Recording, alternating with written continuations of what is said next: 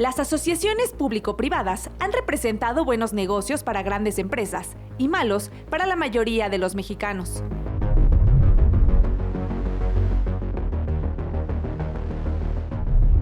Las asociaciones público-privadas, también conocidas como APPs, son proyectos en los que se establece una relación contractual de largo plazo entre el gobierno y el sector privado para la prestación de servicios. Por ejemplo, si se necesita una escuela o alumbrado público y el presupuesto del gobierno no es suficiente para cubrir las inversiones, las autoridades pueden recurrir a capital privado para encontrar una vía presupuestal. Es decir, se convierten en un mecanismo de deuda para el sector público y no para el privado, y de tributación permanente a favor de los contratistas. Al terminar la obra, el gobierno debe pagar por la operación del servicio, que se quede en manos de los privados, pero además, la población también debe pagar por utilizar el servicio. Porque todos estos convenios siempre se hacen en el último año. ¿Quiénes? Bueno, no voy a mencionar los nombres, pero son muy famosos los que tienen estos contratos. Y no necesariamente son constructores. No son especialistas. Las APPs terminaron convirtiéndose en contratos leoninos, negocios al amparo del poder público. Estos contratos se multiplicaron casi de manera inimaginable en los gobiernos de Felipe Calderón y Enrique Peña Nieto.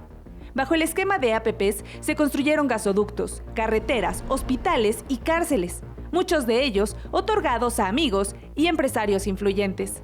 El conglomerado Grupo Ángeles, propiedad del empresario Olegario Vázquez Aldair, fue beneficiada por el gobierno de Enrique Peña Nieto con 2 contratos para administrar cárceles en el país. También ganó contratos en la construcción de lo que sería el nuevo aeropuerto internacional de la Ciudad de México en Texcoco. Mismo caso para el propietario del periódico El Financiero, al que se le otorgó la construcción del penal de alta seguridad de Papantla en Veracruz, que generó un gasto superior a los 6,000 millones de pesos. Pero las oportunidades para la iniciativa privada abarcaron diversas áreas. Por ejemplo, tras la aprobación de la reforma energética de Enrique Peña Nieto, se estableció que los proyectos de exploración y explotación de Pemex se realizarán a través de esta figura de APPs.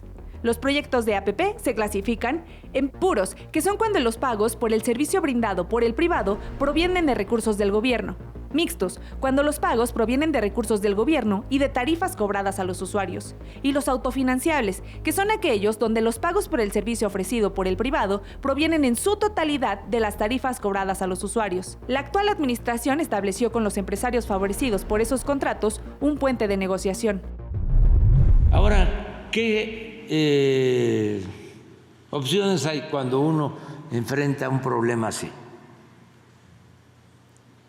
Uno es cancelar el contrato y viene el pleito legal, jurídico. La otra cuestión es, a ver, vamos a negociar. Antes te tenían mucho cariño, te apapachaban mucho, te serviste con la cuchara grande, ya, no se puede, bájale, ahora sí que bájale una rayita y vamos a ahorrar. De acuerdo con el Gobierno de México, tras renegociar los contratos y llegar a acuerdos con los empresarios que construyeron y operan 8 penales federales, se obtendrán ahorros superiores a los 10,000 millones de pesos durante lo que resta el sexenio. Pero al final de los contratos, con vigencia de 20 años, el ahorro podría sumar hasta 41,496 millones.